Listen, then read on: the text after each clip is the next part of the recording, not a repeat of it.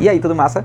Então, tem um monte de gente super interessada na política local recifense, porque nesse segundo turno a gente tem um fato bem engraçado e curioso ocorrendo. São dois primos de primeiro grau concorrendo para o mesmo cargo de prefeito aqui no segundo turno. Um é João Campos, filho do finado Eduardo Campos, pelo PSB, e a outra é Marília Arraes, no PT atualmente, mas sempre foi do PSB, neta de Miguel Arraes. E aí tem um monte de análise, um monte de gente de fora, e até daqui do estado mesmo, falando em coronelismo, familismo, um monte de ismo, mas a gente vê nessas análises, geralmente, no subtexto, uma certa, assim, visão de que o Nordeste é um local arcaico, dominado por famílias e, enfim, um curral eleitoral. Será que é isso mesmo?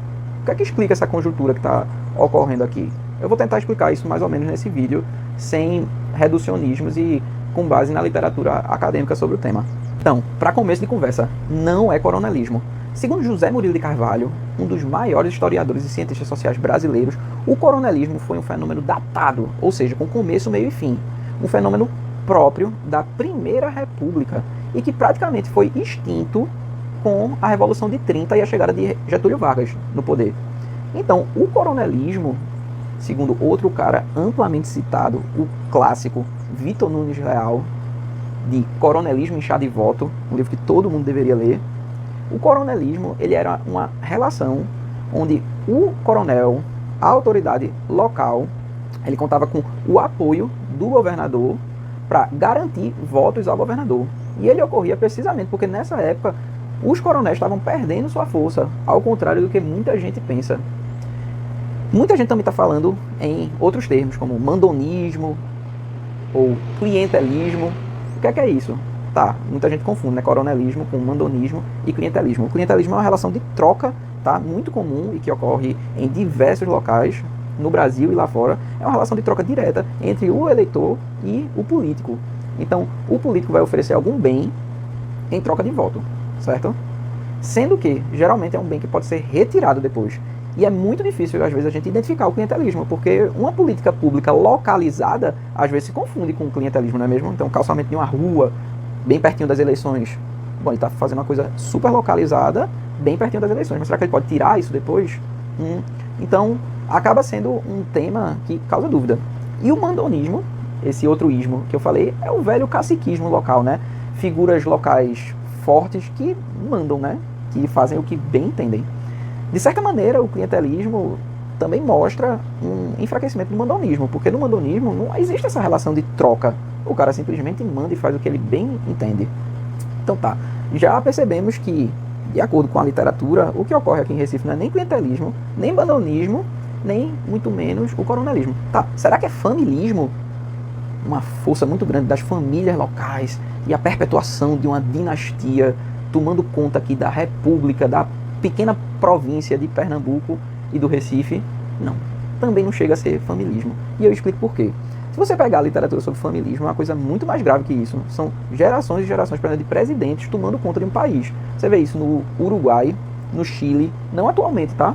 Mas durante muito tempo você teve isso, e se você acessar essa literatura, você vai perceber que é uma coisa muito mais séria. É diferente, por exemplo, de você ter famílias fortes na política. Por exemplo, nos Estados Unidos você tem o quê? A família Bush, os Clinton, os Kennedy. São famílias que são fortes na política. Se você pegar em outras localidades do Brasil, você também tem famílias muito fortes na política, não é mesmo? Não é só em Pernambuco, não. Então tem uma visão um pouco condescendente em relação a nós, aos nordestinos, né? Achando que, o Nordeste é um grande curral eleitoral, tem uma família que toma conta, e não é bem isso. Tá, então por que você tem dois primos concorrendo? Por uma série de fatores, tá? Muito menos o peso do sobrenome e muito mais estratégia e política local.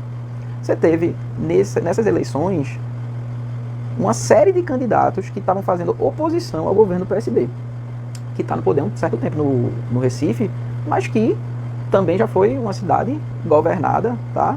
Administrada por outros partidos. PFL, atual Democrata, já foi, já rendeu prefeitos aqui, o PMDB também já nos deu prefeitos, então não é uma coisa exatamente dominada pelo PSB, apesar de que Eduardo Campos deixou o partido muito forte aqui na cidade. E aí a oposição ao PSB estava toda fragmentada e todos os candidatos querendo ou não, de alguma maneira, eram bolsonaristas. Você tinha uma delegada carioca que dizia que o povo do Recife era feio e tinha doença venérea. Você tinha Mendonça Filho, que é um cara que é das antigas da política local aqui, já concorreu a um monte de cargo da administração, nunca levou. Ele é um parlamentar muito forte, mas não é muito bom de eleição majoritária. E ele é um cara que ficou com uma certa pecha porque foi um ministro da educação do governo Temer, tá? Sem entrar no mérito da administração dele. E aí, nessas eleições, ele também se pintou de bolsonarista, junto com toda a oposição. Quem é que não fez isso? Foi Marília Reis, tá? Que se pintou como alternativa, certo? Marília Reis, que hoje em dia está no PT, mas fez sua carreira todinha no PSB. Muita gente da militância dela tá fazendo um certo incensamento dela, como se ela fosse uma pessoa super diferente de João Campos. Não é, tá? Os dois são jovens, brancos, da mesma família, de excelente status financeiro, certo? Porém, tem a diferença que Marília é mulher, mãe, e foi para um partido um pouco mais à esquerda do que o PSB, certo? Em relação à experiência administrativa, muita gente também fala, porque Marília tem mais experiência que João. Na verdade, ela é só mais velha que João, tá? Ela é só um pouco mais velha que João, e aí, por conseguinte, ela conseguiu ser vereadora 2 vezes, se eu não me engano, e isso não conta lá como uma grande experiência administrativa, na minha opinião.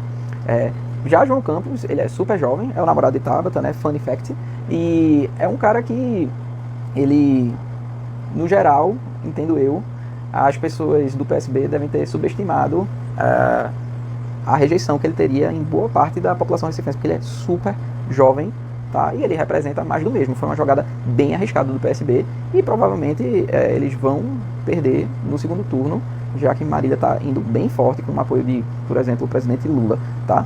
E aí, depois de tudo isso que eu disse, não caia na conversa de que o Recife e o Nordeste é a capital da esquerda, Bacurau e não sei o quê. Não tem nada a ver com isso. Tá? O que houve foi uma onda, né? um forte desejo de mudança, e aí, é claro, quem vai sofrer com isso é o partido incumbente, o partido que já está no poder. Então não tem nada a ver com essa visão de que o Nordeste é de esquerda. Também a gente tem que tomar cuidado com as análises que colocam muito peso nessa questão da família, porque apesar de ser uma coisa curiosa, uma coisa meio engraçada, não é lá uma coisa do outro mundo, se você parar para pensar. E é importante também tomar cuidado com algumas análises que colocam João Campos e Marília Reis como se fossem exatamente iguais, farinha do mesmo saco, é tudo a mesma coisa. Não é bem assim, né? Eles têm suas diferenças, apesar de que as similitudes são gritantes. São ambos de esquerda, ambos, como se diz, brancos, cis, hétero. Então, na real, não são... assim como as militâncias de ambos pintam, essas coisas super diferentes, né? Então, lição e moral da história. Cuidado com quem está aí falando em coronelismo, como se o coronelismo só tivesse ocorrido no Nordeste. Na verdade, o coronelismo foi bem próprio lá da época da República do Café com Leite. Então, cuidado com quem fala em coronelismo, não tem mais isso. Cuidado com quem está falando de mandonismo local, nada a ver. Recife é uma grande capital e a gente está tendo uma eleição e a gente decidiu escolher entre esses dois candidatos, porque os outros não souberam se vender para a cidade. Cuidado também com quem fala em familismo, que é um termo bonito, mas que não necessariamente vai explicar o que está acontecendo aqui, tá? Todo lugar, todo local vai ter famílias poderosas e o familismo, ele é muito, muito, muito mais forte do que simplesmente você ter uma família poderosa e forte na política local. E, enfim, é isso. Cuidado com análises que subestimam uma região, que folclorizam uma população. Tá? Recife está aí decidindo entre dois candidatos, certo? Com agendas relativamente diferentes, eles têm suas similaridades, eles ambos são oposição ao governo Bolsonaro e a gente optou por isso. Paciência, para aceitar e tentar entender a conjuntura e não ficar repetindo frase feita sobre o Nordeste ser mais atrasado.